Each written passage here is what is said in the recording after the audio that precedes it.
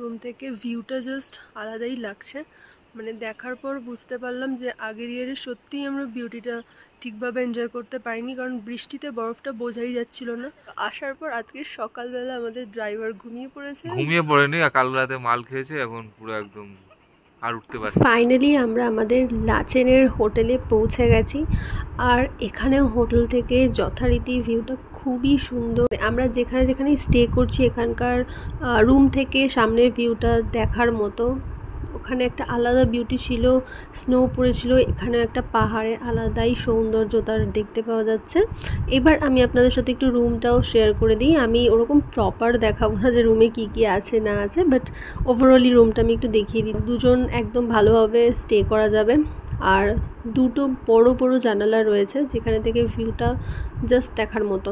সামনের জানালাটা একদম রাস্তার সামনে, আর ওপাশে রয়েছে আর্মিদের ক্যান্টিন, যেখান থেকে নানা রকম খাবার আমরা ইভিনিংয়ে কিনে খাবো।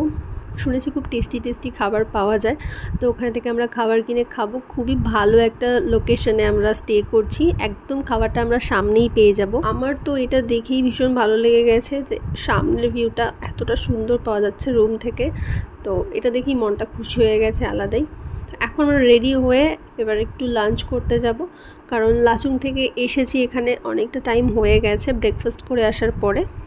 এবারে আমরা এখানেই পাশে আমাদের হোমস্টের পাশের লাঞ্চের জায়গা রয়েছে। আর এটা হচ্ছে আমার রুমের ওয়াশরুমটাও খুবই সুন্দর, ছিমছাম, ছোটোর ওপর থেকে ভালোই ওয়েল ডেকোরেটেড। একটা গিজারও রয়েছে যেটা প্রত্যেকটা ঠান্ডার জায়গায় মাস্ট। আর গিজারটা প্রপার কাজ করাটা একদমই জরুরি, কারণ অনেক সময় দেখা যায় যে গিজার আছে বাট সেটা ঠিকঠাক কাজ করে না। সেটা একদমই ভয়ঙ্কর ব্যাপার হয়ে যাবে এইসব জায়গায় গেলে, কারণ খুবই ঠান্ডা ছিল। আমরা যে স্ন্যাক্সগুলো এনেছিলাম সেগুলো একটু খাচ্ছি। আমাদের লাঞ্চের জন্য যখনই ডাকা হবে আমরা চলে যাব। আর এটাই হচ্ছে এনাদের ছোট্ট কিচেন এরিয়া, যেখানে এনারা সুন্দর করে রান্না করে সার্ভ করেন। আমরা এখানে এখন লাঞ্চ করে নিয়ে দেন আমরা নেক্সট ডে বেরিয়ে পড়বো সাইট সিনের জন্য। রাতে খুব ভালো করে ঘুমানোর পরে সকাল সকাল বেরিয়ে পড়েছি আমরা আজকে লাচেন থেকে আমাদের সাইট সিন কালাপাত্থার আর গুরুদংবার লেক দেখার জন্য। তো লাচেন থেকে গুরুদংবার লেকটা আমাদের প্যাকেজের মধ্যে ছিল, বাট কালাপাত্থাটা দেখার জন্য এক্সট্রা পার পারসন 400 করে পে করতে হয়েছে ড্রাইভারকে।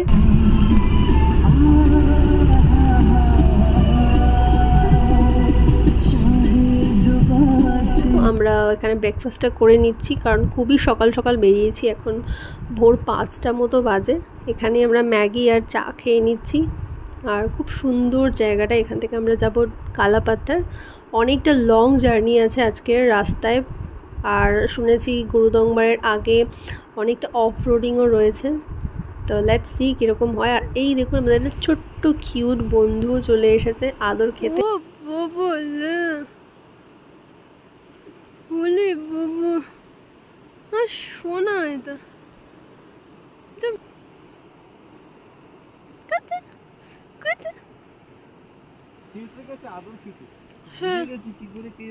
হ্যাঁ কি সুন্দর।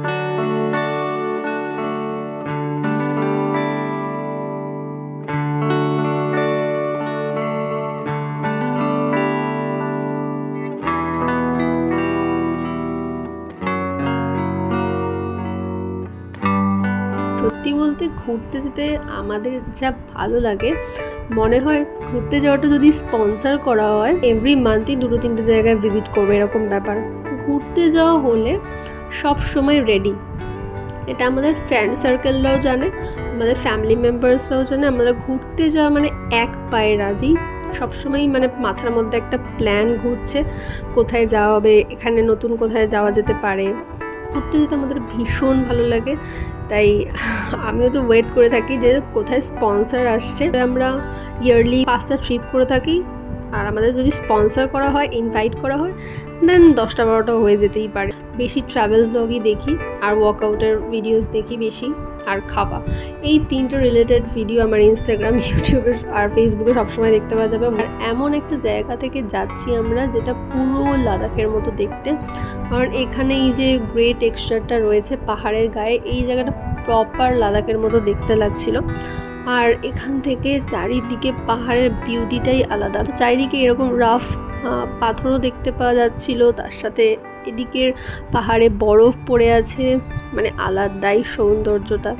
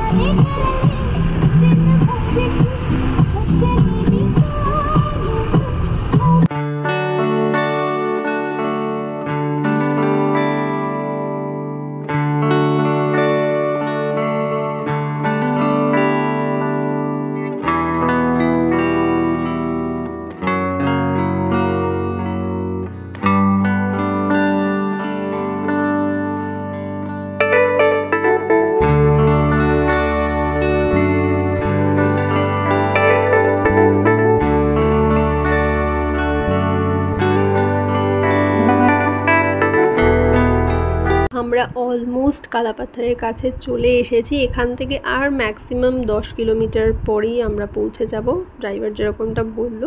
এখন আমরা ফাইনালি পাহাড়গুলোকে পুরো সাদা দেখতে পাচ্ছি, ফুল হোয়াইট হয়ে রয়েছে। তাতে ব্ল্যাক কালারের রক্সগুলো একটু বাইরে থেকে ফুটে উঠেছে, যেন মনে হচ্ছে উপর থেকে কেউ পেন্ট করে দিয়েছে হোয়াইট কালারের। এগুলো সত্যি বলতে ছোটোবেলায় যে নোটবুকসগুলো হতো তার সামনে যে পেন্টিংগুলো থাকতো না, সেরকম দেখতে লাগছে সামনে থেকে। তো আমাকে যদি পাহাড় বা বিচ বলা হয়, আমি অফকোর্স সবসময় পাহাড় সিলেক্ট করি। কেন জানি না, আমাকে পাহাড় সবসময় অ্যাট্রাক্ট করে। আর যদি রিল বানানোর হয়, একটু খাওয়া দাওয়া, হই হুল্লোড়, এনজয়, বন্ধুদের সাথে কি মজা করা, এগুলোর জন্য অলওয়েজ বিচ। সেখানে খাবার সবসময় দারুণ দারুণ অ্যাভেলেবেল, বাট পাহাড়ে আসলে খাবারটা একটু মেনটেন করে চলতে হয়, কারণ এখানে সেরকম পাওয়া যায় না।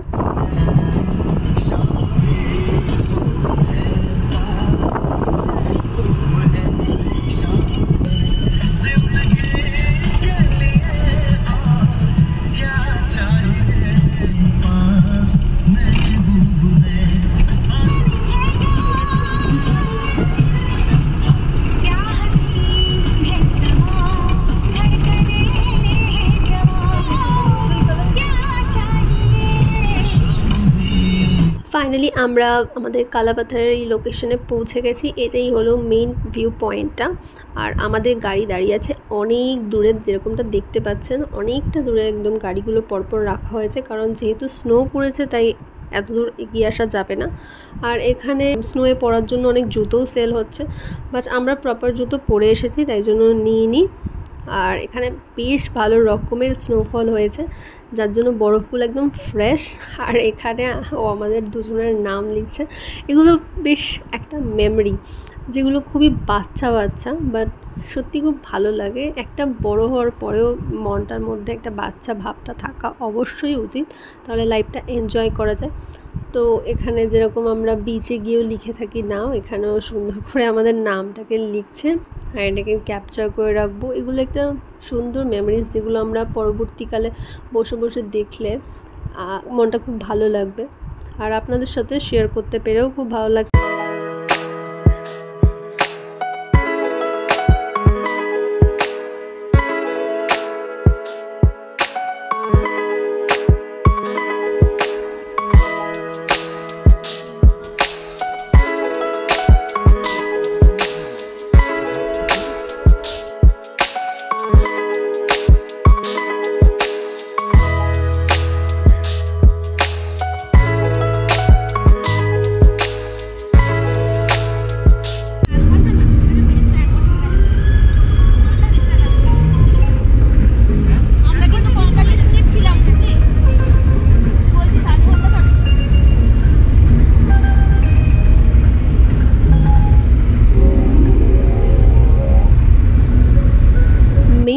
আমরা দেখার জন্য এই ইয়ারে সিকিম প্ল্যানটা করলাম। নর্থ সিকিম প্ল্যানটা গুরুদংবার লেক দেখার জন্য বেসিক্যালি করা, কারণ আগের ইয়ারে খুব বৃষ্টি হয়েছিল। ফাইনালি আমরা আমাদের ডেস্টিনেশনের দিকে।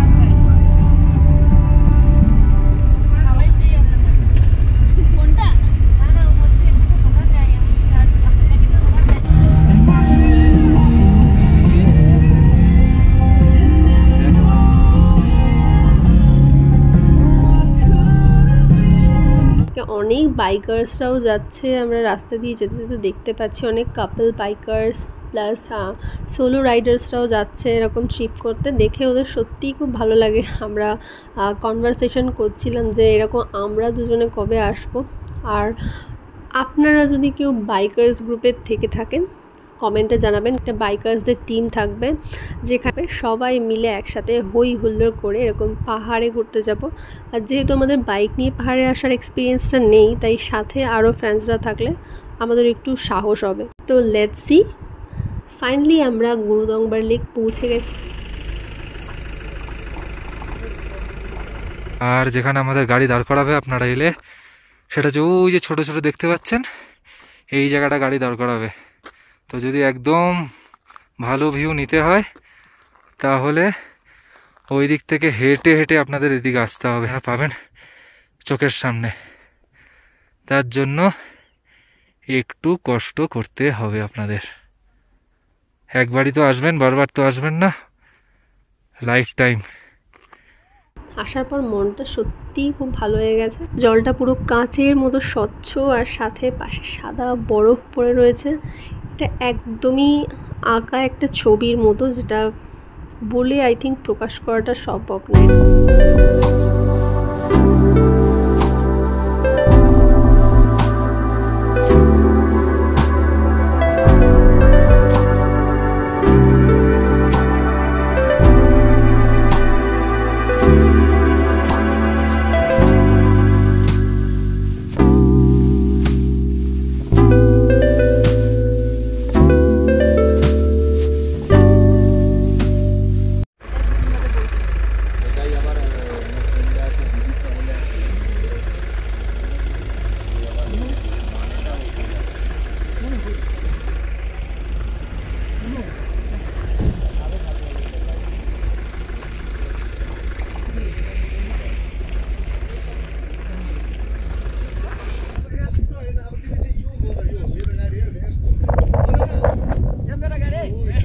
এটা গুরুদংবার, এখানে আসা মানে লাইফ পুরো সার্থক।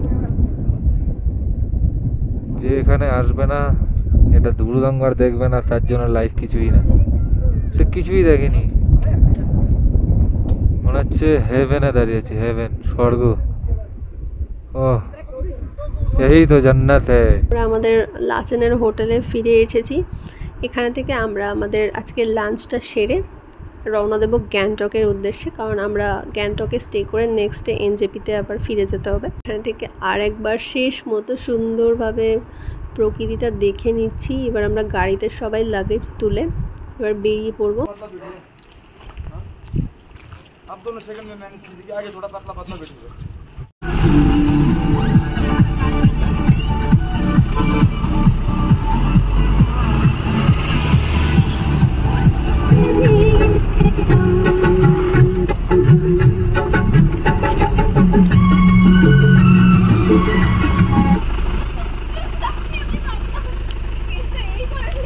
পুরো আন্ধারা আন্ধারা। আর গ্যাংটক যাওয়ার পথে আমাদের সাথে ঘটলো একটা খুবই আনএক্সপেক্টেড জিনিস। সেটা হলো আমাদের গাড়িটা খারাপ হয়ে গেল। সামনে থেকে কি হলো জানি না, বাট হঠাৎ করে গাড়িটা বন্ধ হয়ে গেল। একদম লেফট সাইডে খাদ আর ডান দিকে প্রপার জঙ্গল, আর সেখানে আমরা এরকম দাঁড়িয়ে আছি, পুরো ফুল অন্ধকার। তো ফাইনালি গাড়িটা ঠিক করে আমরা গ্যাংটকে পৌঁছাতে পেরেছি। তো এটা খুবই লাকি ছিলাম আমরা। গাড়ি বুক করলাম, এখান থেকে আমরা এনজেপি স্টেশন চলে যাব। এটা হলো গ্যাংটকের কার স্ট্যান্ডটা, যেখান থেকে আমরা গাড়ি বুক করলাম। এইবার আমরা এখান থেকে এনজেপিতে যাচ্ছি, টানা একটা আবার জার্নি। আর আমাদের ট্রেন রয়েছে অনেকটা পরেই আছে ট্রেন, টাইমটা আমার মনে পড়ছে না যদিও, বাট আমরা যেতে যেতেই এখানে কিছুক্ষণ পর আমরা লাঞ্চ করার জন্য নামবো।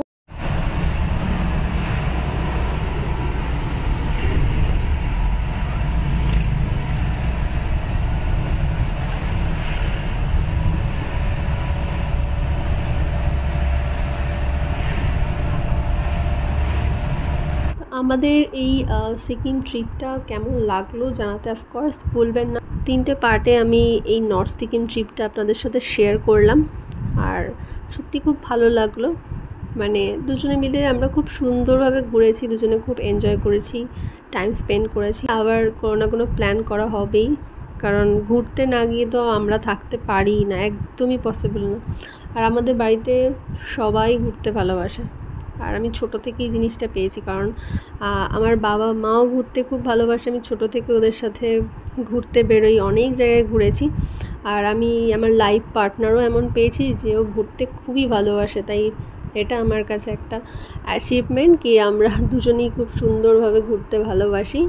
আর ঘুরতে গেলে মনটা খুবই ফ্রেশ হয়, আর এটাও শুনেছি যারা ঘুরতে ভালোবাসে তাদেরও মনটা খুব ভালো হয়।